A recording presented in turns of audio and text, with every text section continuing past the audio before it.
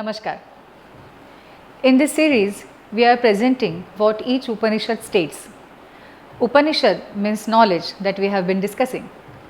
When I think about each Upanishad comprehensively, I realize that these are basically sets of questions and answers.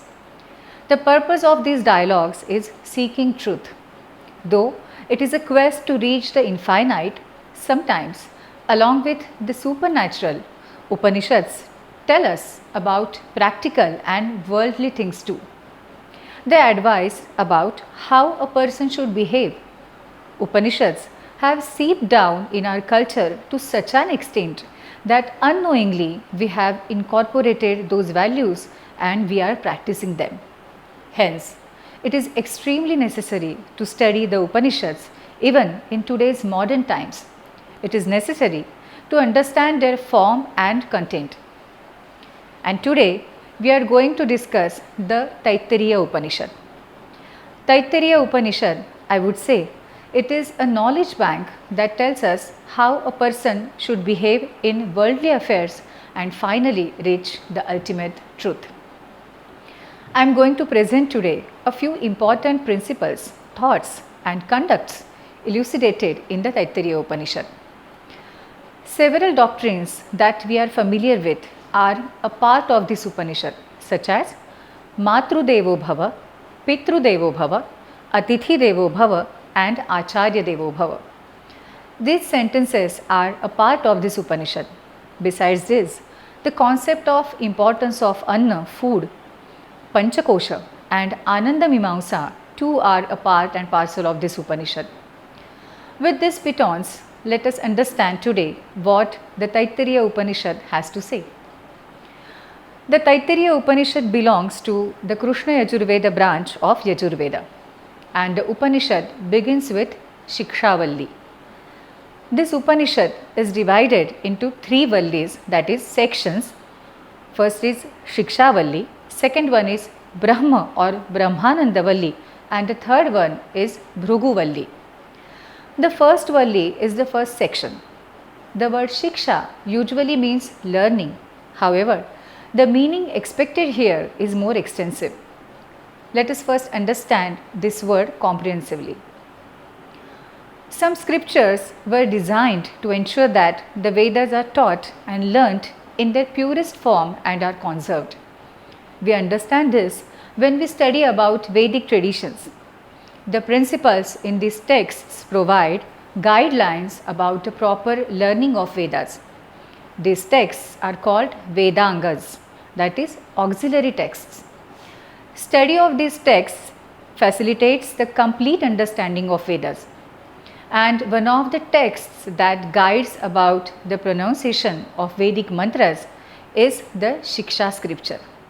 This part of Vedanga is referred to in the first section, that is Shikshavalli of the Taittiriya Upanishad.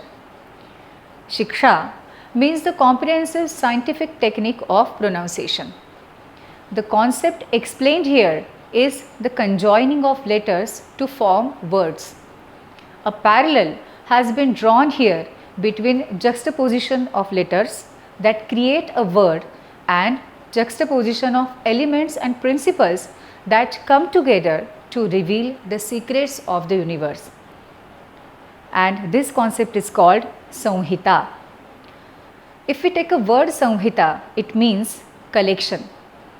In Taittiriya Upanishad, this conjoining has been linked to the Vishvarupa, that is universal form. And a method to understand this has been beautifully propounded in the concept of Samhita.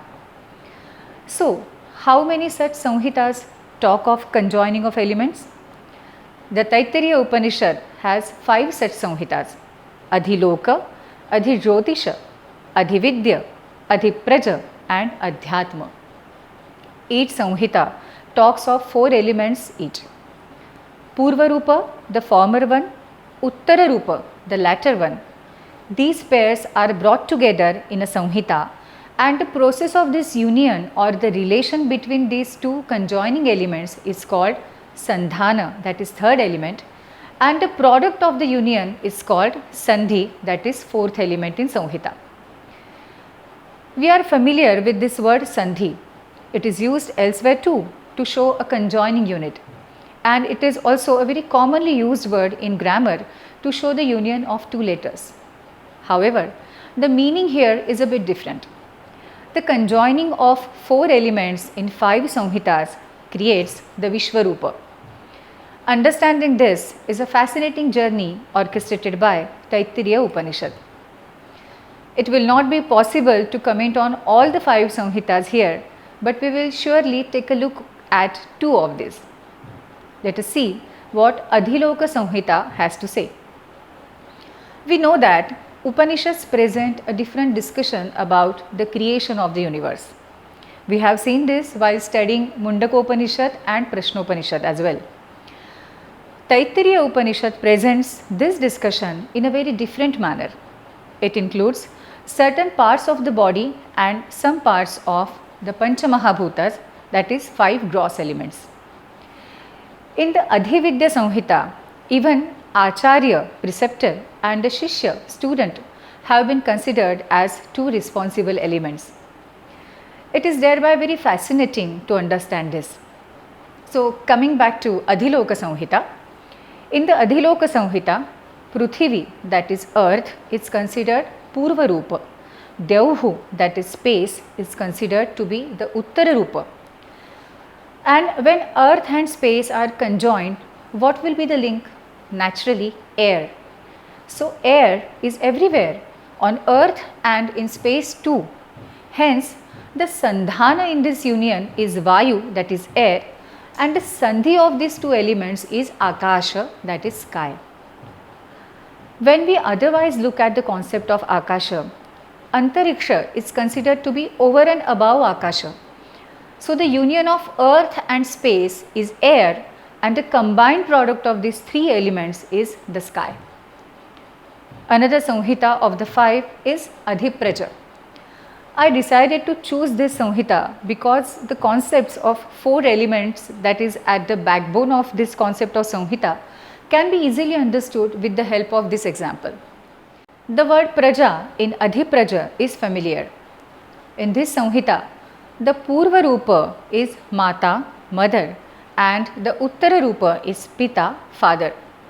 The Sandhi or the product is Praja, and the Sandhana between these elements is Prajanana, that is reproduction. We know how a living being comes into existence.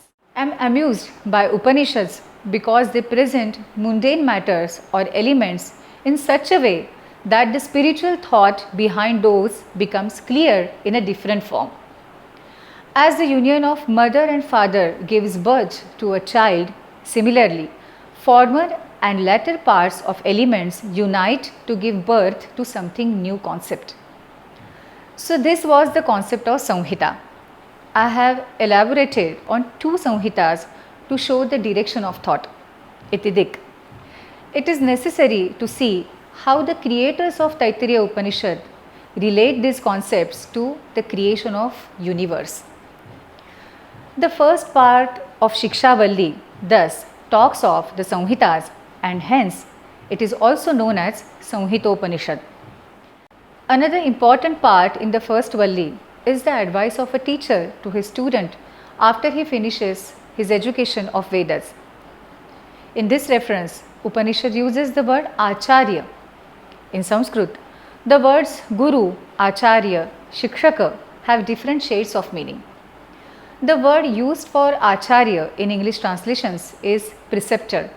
However, I would like to use the word Acharya itself in my further talk. So, the Taittiriya Upanishad has beautiful descriptions of the advice of Acharya to his student. The opening lines of this discussion are Satyam Vada Dharmam Chara. Always speak the truth and always follow Dharma. The advice proceeds saying Matru Devo Bhava, Pitru Devo Bhava, Acharya Devo Bhava, Atithi Devo Bhava, which means consider mother, father, preceptor or Acharya and guests as God. All of these are assigned divinity to suggest that the virtue of all of these should be incorporated and worshipped. They should be also considered as role models. However, the sentences that follow give immensely practical advice. And Upanishad says, Yani anavadyani karmani tani sevitavyani no itarani. Yani asmakam sucharitani tani tvaya upasyani. Which means, though we assign divinity to mother, father, teacher and guest, only their good qualities are to be taken, not others. There should be no blind following and no blind worship. Taittiriya Upanishad thus gives a very practical advice of worshipping only whatever is noble. This discussion is followed by greatness of dana, that is donation. How a donation should be made? A donation should be made with faith and humility. These principles are the order and advice of the Acharya to his students. Esha Adeshaha, Esha Upadeshaha. The concluding part of Shikshavalli says, this is Vedopanishad, the secret of Vedas. Esha Vedopanishad. And here concludes the first section or Shikshavalli of Taittiriya Upanishad. Let us now proceed to the second Valli, Brahmavalli or Brahmanandavalli. The heading itself suggests what the content will be, obviously Brahman. Upanishads have described the concept of Brahman in detail as we have seen through this series. However, sometimes we are posed with a question, what is the definition of Brahman? Taittiriya Upanishad in this Brahmavalli answers this question. Satyam Jnanam Anantam Brahma. So what is Brahma? Brahma is Satya, Brahma is Jnana and Brahma is knowledge. So Brahma is Satya, Brahma is knowledge and Brahma is eternity. Satya cannot be broadly translated as truth everywhere. Satya has many facets beyond, and so I would like to retain the use of word Satya here even in English. This is followed by the discussion of theory of creation, which is again a favorite topic handled by the Upanishads. This explains how the five elements originate from one another, beginning from the Atman, and finally Purusha is created from these. This chain has been explained systematically here. Akasha originates from Atman, Vayu from Akasha, that is air from ether, Agni from Vayu, that is fire from air, Apa from Agni, that is water from fire. From water comes the Prithvi, that is earth.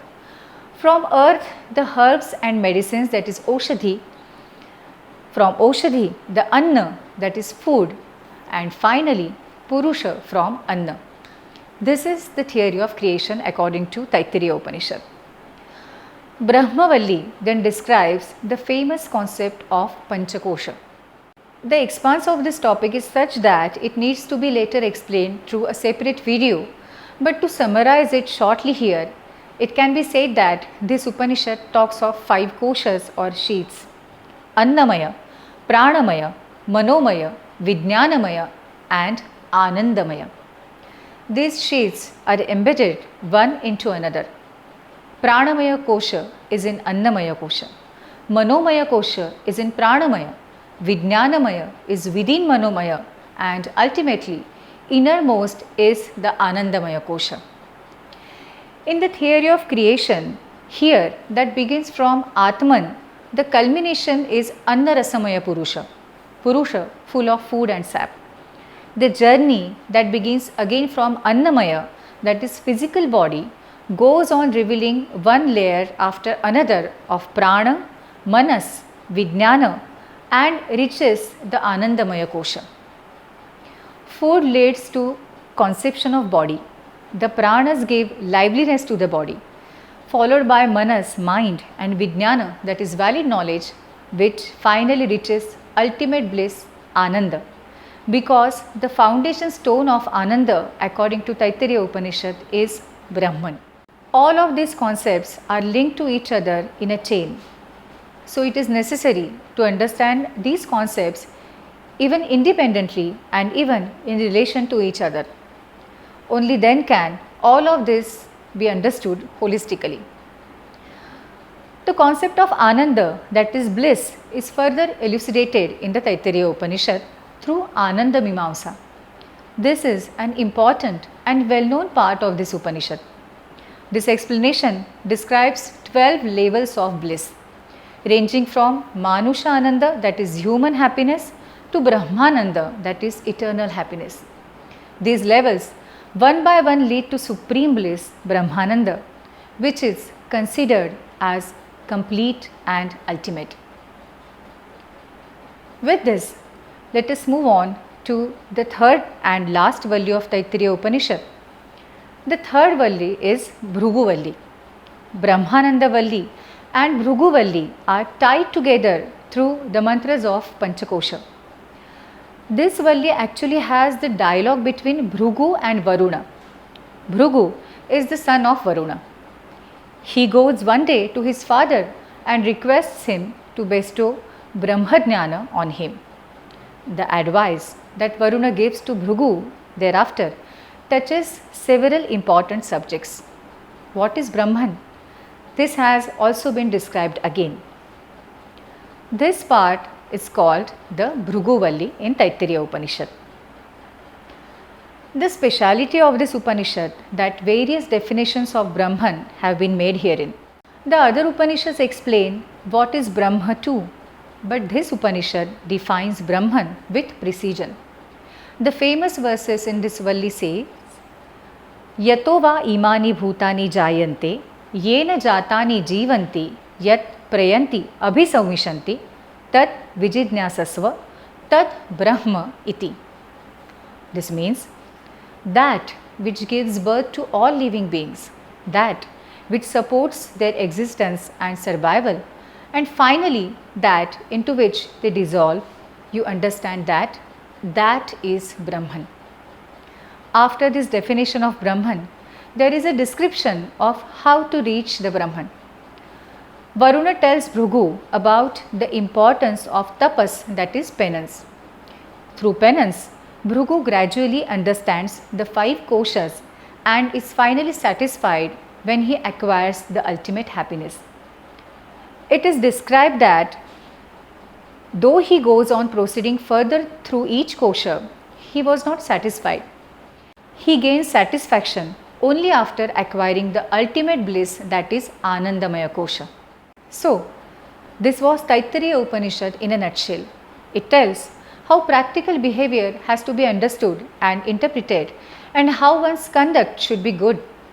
The understanding of practical aspects can lead a person to the final acquisition of happiness, Ananda, by seeking the path of penance and contemplation.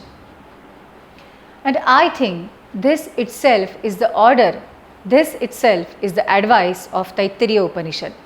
Esha Adeshaha, Esha Upadeshaha. Iti Sham.